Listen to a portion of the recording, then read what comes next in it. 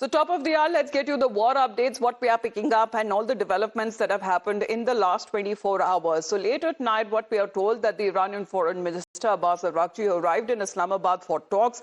However, strictly he's been saying that these are bilateral in nature and this delegation that is to meet Pakistan leaders. Iran, however, has ruled out any direct talks with the US and Pakistan. Trump, however, has sent his delegation comprising of Steve Witkoff and Jared Kushner to Pakistan. Now, US has been claiming that Iran has been wanting face-to-face talks. White House has been claiming talks, but Iran has been denying them. Meanwhile, US has also sanctioned China-based oil refinery, and Israeli attacks, meanwhile, has, according to latest reports, have killed at least 6 people in southern Lebanon. The IRGC, in this another update, has seized a US-linked ship, which it has now been claiming that the US vessel ignored warnings. So all of these developments that has taken place in the last 24 hours alone, does it signal, as far as the ceasefire extension is announced, there is still no deadline, but does it mean that the delegation that has arrived on part of Iran already and the other one en route Islamabad from the US, will they be holding peace talks around 2.0? This is a development that is now expected to happen in the coming hours because questions are now being raised over Pakistan's mediation efforts. With there is still uncertainty clouding the second round of talks, Iran, however, has ruled out any direct engagement with the United States in Islamabad, making it clear that no such meeting is on the table. Iranian Foreign Minister Araghchi is in Islamabad. Tehran has, however, confirmed that there will be no direct talks with the US officials during the visit. Now, the Iranian delegation is engaging only with the Pakistani leadership, underlining that any communication with Washington, however, remains indirect. And these are strictly bilateral visits that Abbas Araghchi has undertaken, not just to Islamabad, but he will be covering other regions in the area, in particular when it comes to the neighboring countries. So let's, in the meantime, talk about when it comes to the Iranian Foreign Minister has said before he departed for Islamabad, saying that embarking on a tour to Islamabad, on my agenda is bilateral talks to countries. So he mentions Iran and Pakistan. Talks are on regional developments, and this is now coming across. However, there seems to be no mention of US, there seems to be no mention of war, there seems to be no mention of peace talks. Now, President Trump, however, his special envoy, Steve Witkoff, and his son-in-law, Jared Kushner, who were also part of the first round of peace talks that happened in Islamabad, are now on their way to Pakistan for the talks. Now, this is something which the US on its side has been claiming, that Iran has agreed to come to the table to talk on the terms and conditions there. But who's missing this time is the man who was leading the talks last time, and that is Vice President J.D. Vance. Vice President J.D. Vance, however, has been told to be that he's on a standby position, and if needed, he himself will be flying down to Islamabad if progress is now made in the talks with Iran. Let's, in the meantime, listen in to what the White House statement has come. The president has decided to dispatch Special Envoy Witkoff and Jared Kushner back to Islamabad.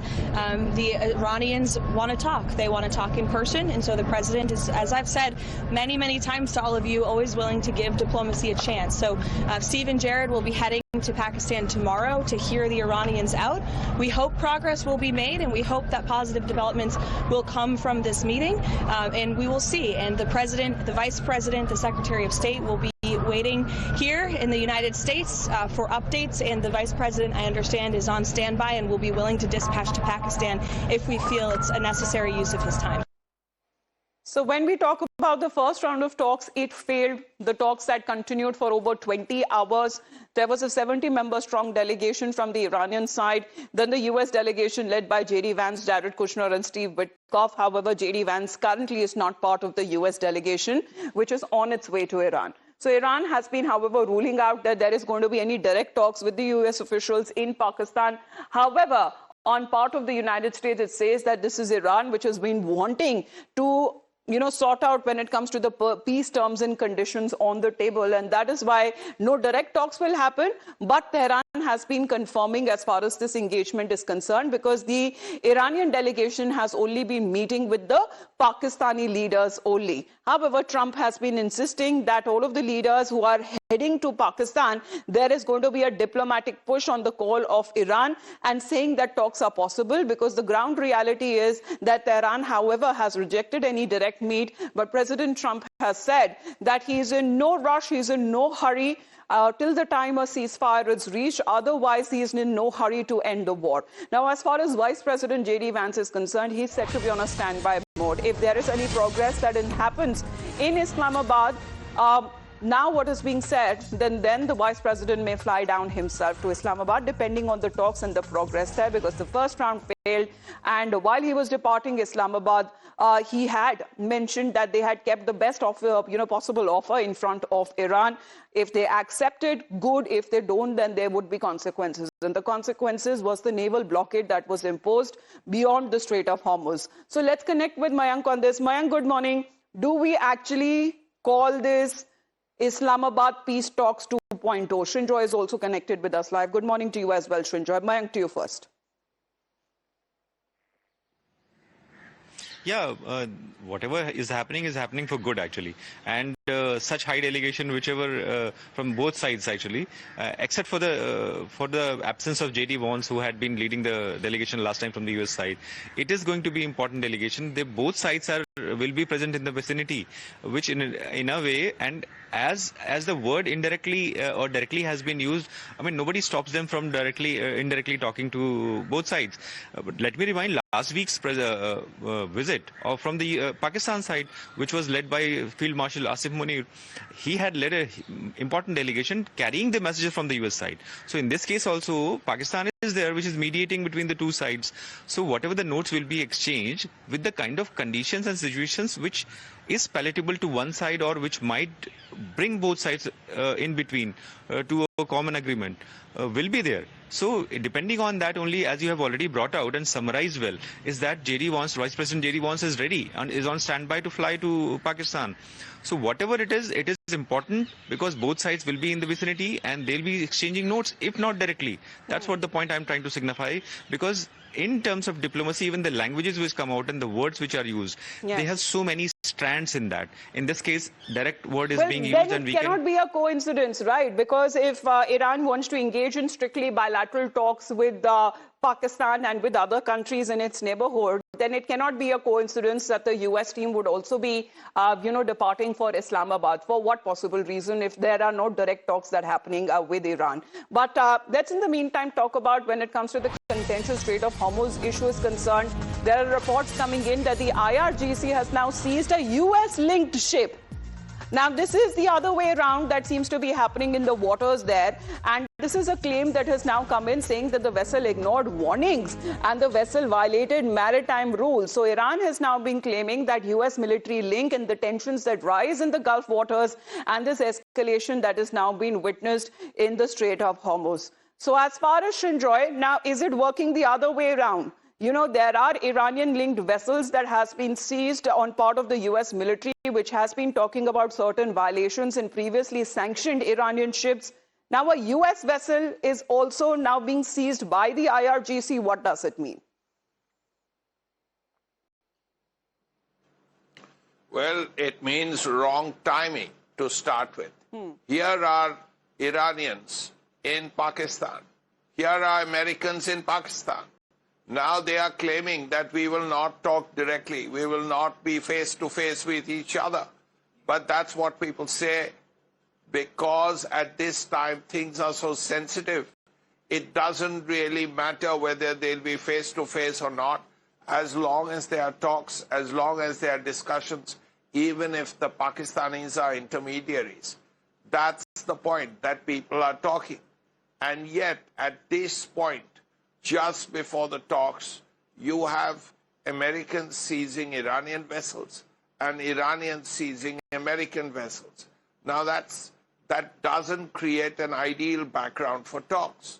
Now, as far as these talks are concerned, how are they different from the earlier round? The first, of course, is J.D. Vance, the vice president, is not there. Ghalibaf, the Iranian leader, is not there. Well, in some ways, it's not necessarily a bad thing, because it reduces expectations. And here, It's like building a pyramid. You can't build the top a bit of the pyramid unless the foundations are in place. Yes. So for Aragchi, for Jared Kushner, and all those people who are there, their job is to get all the preparations done, get everything in place before J.D. Vance can come, before Galibaf can come. So laying the groundwork really, because it is also being believed that when the first round of talks happened in Islamabad, there too as well, there wasn't any direct engagement there. And it was Pakistan that was playing the role of a mediator or so less as far as a messenger in this case is concerned. Now, there are pictures as well that are now being shared on part of the US Central Command because they seems to be, in a ready position for another round of combat or military strikes because this is something that has not been ruled out by President Trump himself. So let's in the meantime put out those pictures. What the US Central Command guided missile destroyer, which is the USS Rafael Peralta, that continues to enforce the US blockade on the Iranian ports against Iranian flagship attempting to sail a port on Iran. And this has now been reported as the US Navy blockade that continues to be enforced. So this is something that the tensions in the high seas, Mayank, continues on both sides. Yeah, definitely. See, whatever it is, effectively the blockade continues, whether put up by Iranian side or the US side. In this case, US has also brought out that they have placed in a missile frigate. And these are very important warships, capital warships, which have a long haul capabilities and capacities. But as far as from Strait of Hormuz is concerned, the regulation and control has remained into the hands of Iranian side, and that you have seen that they have already seized a US-linked vessel that side. So what effectively it means actually a messaging which is coming out from the US side that they have brought in a important capital ship which is a frigate, missile frigate, and that they can fire. It's an important capital ship, so symbolically it is very important. And as far as these waters are concerned, as we have already seen, the claims have been made in terms of territorial language, which is the rule of the law applies. As far as water bodies is concerned, that is the claim from the Iranian side has been on the basis of that. Yes. So just coming to the important point that a missile frigate has been moved is important symbolically also, and you have put in a line. Well, there is a significant presence of US warships in the area as well, when it comes to how they have been traveling for long and reaching to the Middle East. The waters there very close to the coastline of Iran, that increasingly is now, adding to the pressure on the Iranian side. But when we talk about what's happening in the Strait of Hormuz, Washington seems to have targeted Iran's China oil link. Now, Iran's oil lifeline is now said to be under fire as the US has now tightened the sanctions on Iran-Chinese refinery that now seems to be in the crosshairs, and crackdown is on Iranian oil trade. Well, that seems to be the actual objective. I mean, Srinjoy, because previously as well, and the oil tanker that was coming from, Shanghai, from China, and was headed to Bandar Abbas was also seized. And now this is coming across as far as the China factor here is concerned, because as we know, the biggest purchaser of the Iranian oil is actually China. Yes, the country that will hurt most because of this blockade is actually China, because the country that imports a lot of oil from Iran is China. Yes, India, yes, Japan, yes, one or two other countries, but it's principally China. Now, if it's China, then naturally China will have to find solutions. And there's the other way as well.